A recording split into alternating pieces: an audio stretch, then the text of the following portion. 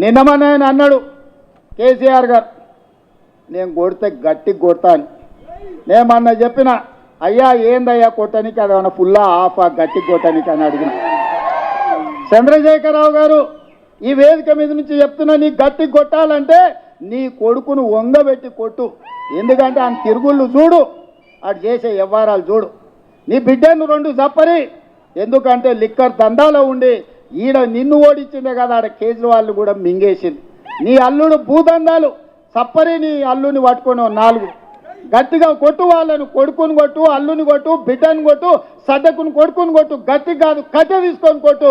వీళ్ళు చేసిన దుర్మార్గాలు తెలంగాణ సమాజం చూసింది కాబట్టే నిన్ను గట్టిగా వంగబెట్టి కొట్టింది తెలంగాణ సమాజం అని చెప్పిన చంద్రశేఖరరావుకు ఆయనకు చెప్తున్నా.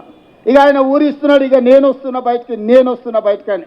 అయ్యా నువ్వు బయటకు వచ్చినప్పుడు, నువ్వు కుర్చీలో ఉన్నప్పుడే మా యూత్ కాంగ్రెస్ కార్యకర్తలు నేను బండకేసి కొట్టిరు. మళ్ళీ వచ్చేదేముంది?